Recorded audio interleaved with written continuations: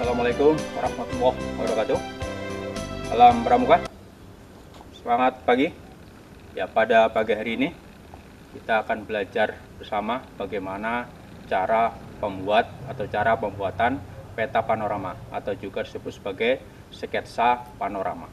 Materi ini ditujukan terutama untuk kakak-kakak pembina di satuan atau pembina di Kusdepan, juga untuk instruktur-instruktur yang ada di satuan atau di Kusdepan. Sehingga dengan materi ini diharapkan bisa membantu bagaimana cara membuat sketsa panorama atau peta panorama yang baik. Baik, kita lanjutkan untuk bagaimana proses pembuatan peta panorama. Tapi sebelumnya perlu kita pahami dulu apa itu peta panorama. Jadi peta panorama itu bisa dikatakan adalah sebagian atau bisa dikatakan bagian dari dokumentasi perjalanan.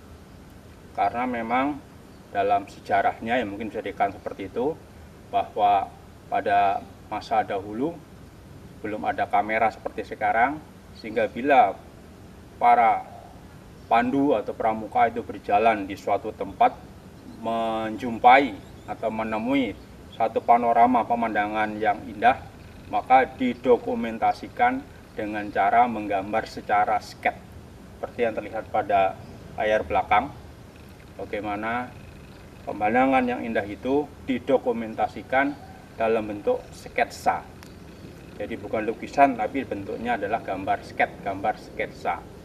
Sehingga keterampilan ini itu terus dikembangkan atau terus dilaksanakan sampai sekarang. Baik, selanjutnya kita akan mulai menggambar apa yang harus dilakukan.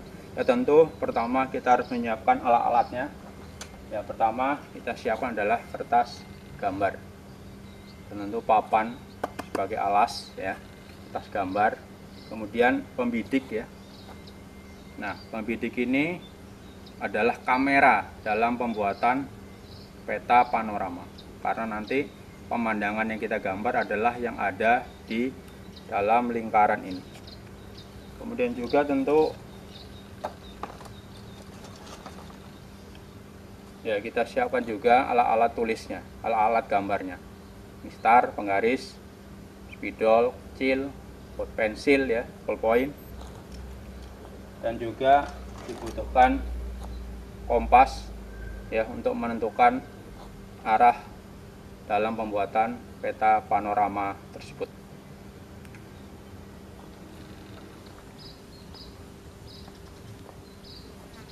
Baik, kita lanjutkan. Untuk membuat peta panorama, ada baiknya kita pahami dulu contoh gambar ini, agar nanti dalam selanjutnya saat kita melakukan penggambaran peta panorama bisa berjalan lebih lancar. Kita perhatikan bahwa pembidik itu bentuknya bujur sangkar, maka gambarnya juga harus bujur sangkar. Seperti kertas gambar ini bujur sangkar, bukan persegi panjang, karena pembidiknya berbentuk bujur sangkar. Nah, kemudian ini pemandangan yang ada digambar. Yang digambar adalah garis luar atau siluet istilahnya ya. Yang digambar adalah garis luar, namanya sketsa. Maka digambar secara sketch, yang digambar adalah siluetnya, gambar batas luar. Mulai dari sini batas luar. Nah, setelah digambar batas luar, maka selanjutnya kita melakukan pengarsiran. Ya, pengarsiran. Kita lihat arsirnya ini, semakin jauh bendanya, semakin jauh objeknya, maka arsirannya semakin renggang. Ini rapat, ya, semakin ke sana semakin renggang. Ini rapat karena dekat dengan kita. Jadi arsir itu semakin jauh semakin renggang.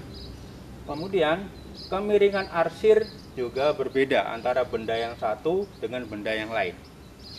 Ini dengan ini dengan ini dengan ini ya, ini dengan ini ya. semuanya punya kemiringan yang berbeda. Jadi kemiringan arsir itu berbeda. Untuk apa? Untuk membedakan benda tersebut. Arsiran semakin jauh semakin renggang. Kemudian kita kasih ya kolom nomor untuk keterangan. Kasih nomor 1, 1, 2, 3. Artinya benda yang sama kita beri nomor yang sama. Tapi itu juga tidak baku, artinya semua benda dikasih nomor juga boleh.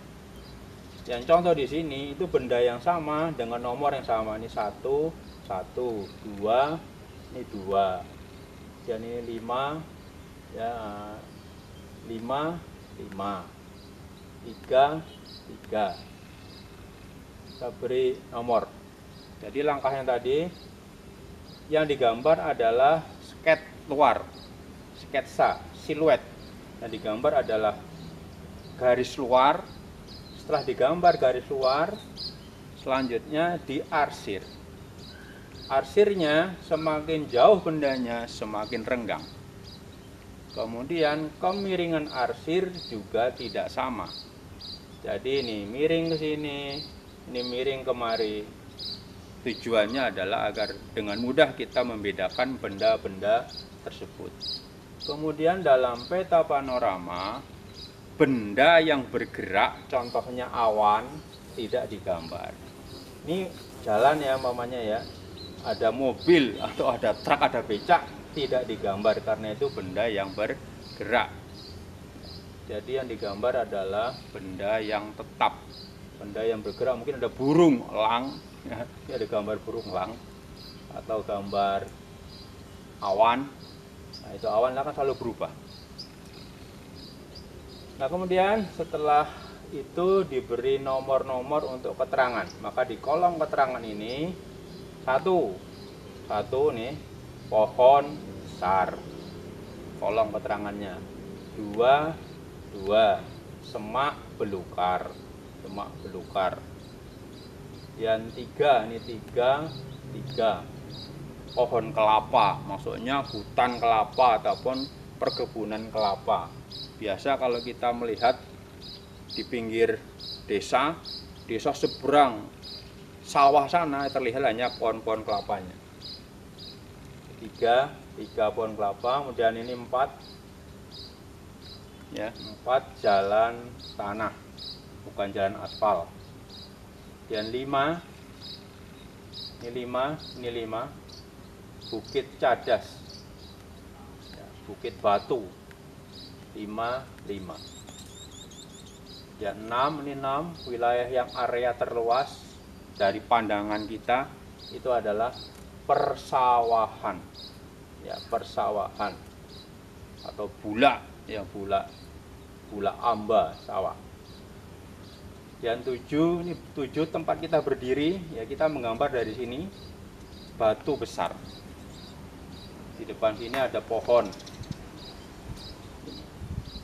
Jadi ini keterangan gambar kita beri nomor agar nanti keterangannya jelas.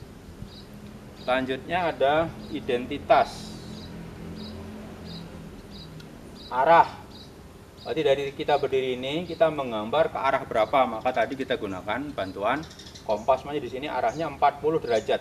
Jadi kita menggambar ke arah 40 derajat. Cuaca cerah. Hari Sabtu. Tanggalnya 17 Juli 2021 umpamanya.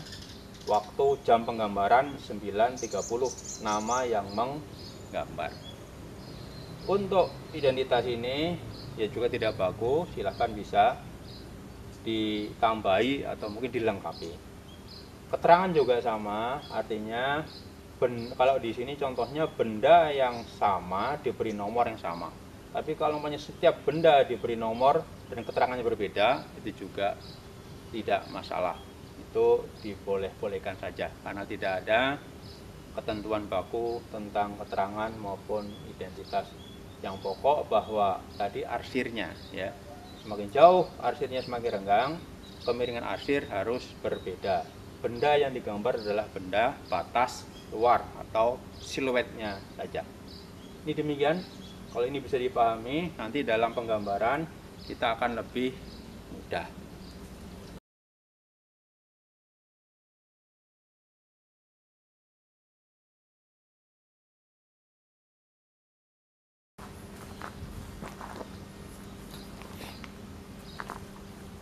Nah, sekarang kita perhatikan gambar ini. Tadi arsir itu bisa diganti dengan warna, dipulas dengan warna. Ketentuannya, semakin jauh bendanya maka warnanya semakin muda. Ini warna-warna yang tua karena dia dekat, semakin jauh semakin muda. Kemudian setiap benda itu diusahakan punya warna yang berbeda agar mudah dalam membedakan satu benda dengan benda yang lain. Ini teknik lain. Di samping arsir kita juga bisa menggunakan dengan cara dipulas. Kemudian untuk peta panorama itu gambar yang cepat ya, tidak lebih dari 20 menit, bahkan ada yang mengatakan 10 menit. Ya, artinya 20 menit lah untuk menggambar ini, untuk menggambar peta panorama.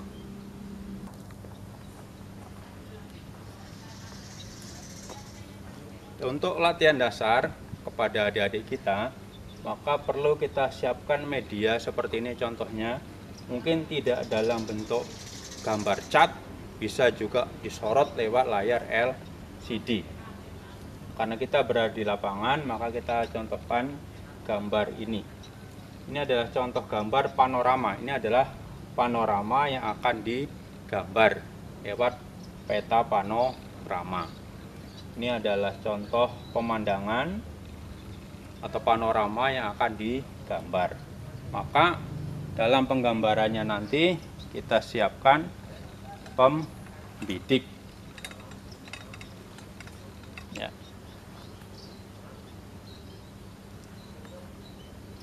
Pembidik ini adalah kamera. Maka pemandangan yang tergambar adalah pemandangan yang terlihat di pembidik.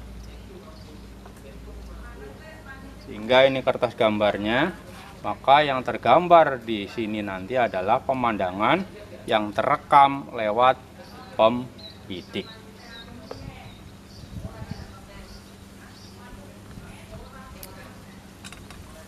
Kemudian kita perhatikan, karena kita akan memberikan pembelajaran kepada adik-adik kita dengan mudah, maka kita pilihkan gambar dengan objek yang sedikit. Bila kita perhatikan, ini cuma ada 3 objek, ya, ini 1, dan ini 2, dan ini 3. Bisa dikatakan ini bukit 1, bukit 2, bukit 3. Jadi ini bukit 1, bukit 2, dan yang ketiga ini adalah Gunung Slamet. Sehingga akan lebih mudah karena cuma 3 objek. Kita lihat kembali, karena ini tadi 3 objek, bukit 1, bukit 2, bukit gunung atau gunung, objek yang ketiga. Maka dalam penggambarannya, kalau ini tadi garis fokusnya lewat membidik, maka kita bisa gambarkan secara sederhana. Ini bukit 1 sini, dan ini bukit 2, dan ini Gunung Slametnya dari sini.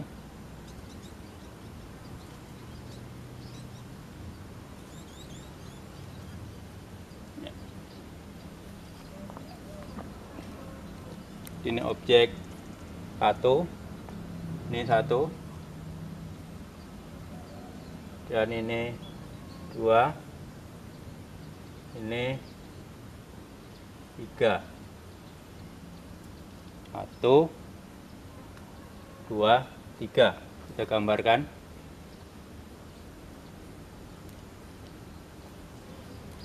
Kita perjelas ya. Ini bukit 1,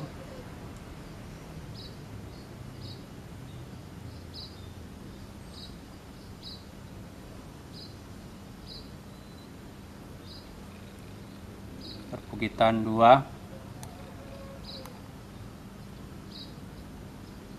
dan 3 Gunung Slamet.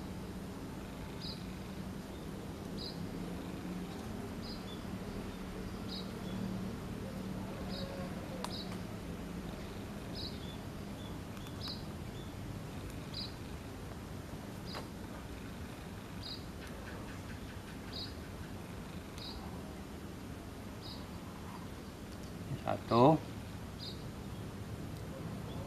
dua, tiga. Selanjutnya yaitu tinggal kita melakukan arsir. Jadi ini kita arsir.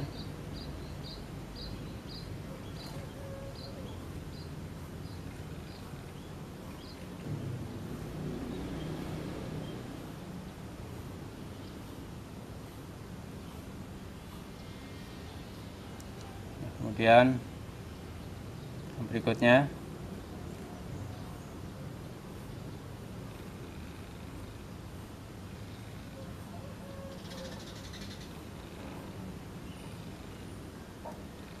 dan lanjutnya alamatnya.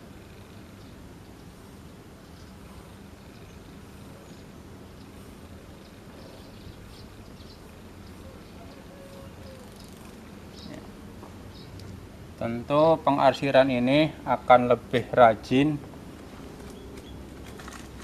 Ya, pengarsiran akan lebih bagus menggunakan garis sehingga akan lurus. Tapi bila dituntut kecepatan maka kita dengan tangan. Arsirannya semakin jauh semakin renggang.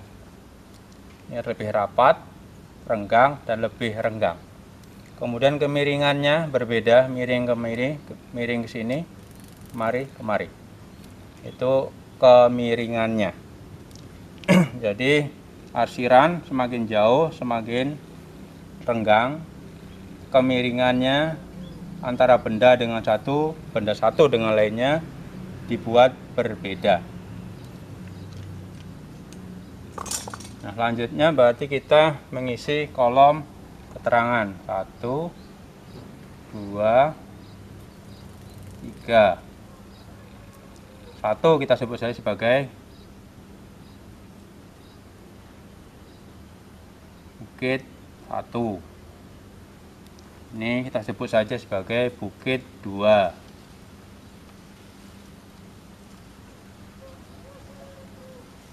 Dan ini kita sebut sebagai Gunung Slamet yang ketiga.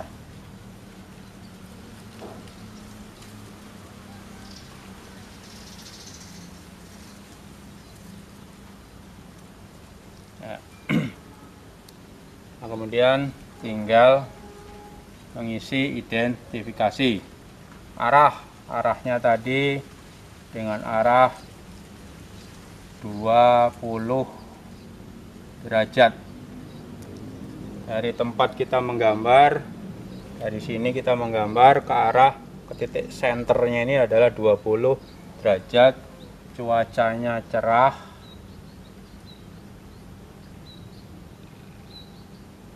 Hari mamanya Selasa. Ya, tanggalnya mamanya 27 Juli 2021. Waktu pukul 09.30 dan identitas pembuat umpamanya Andi.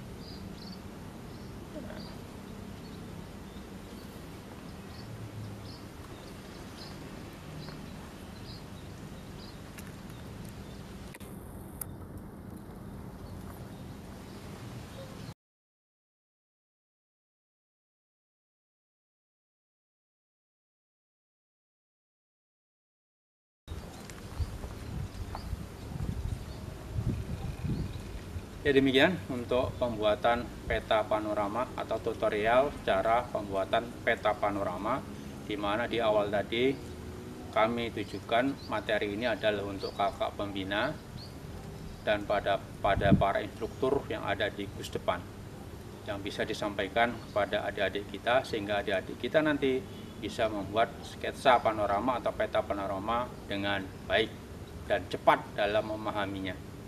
Tentu dalam proses pembuatan tutorial ini, video ini banyak mengalami kekurangan. Saya mohon maaf karena itu keterbatasan saya. Demikian yang dapat saya sampaikan. Sekali lagi mohon maaf bila banyak kekurangan. Akhirul kalam, assalamualaikum warahmatullahi wabarakatuh. Salam pramuka, selamat berlatih.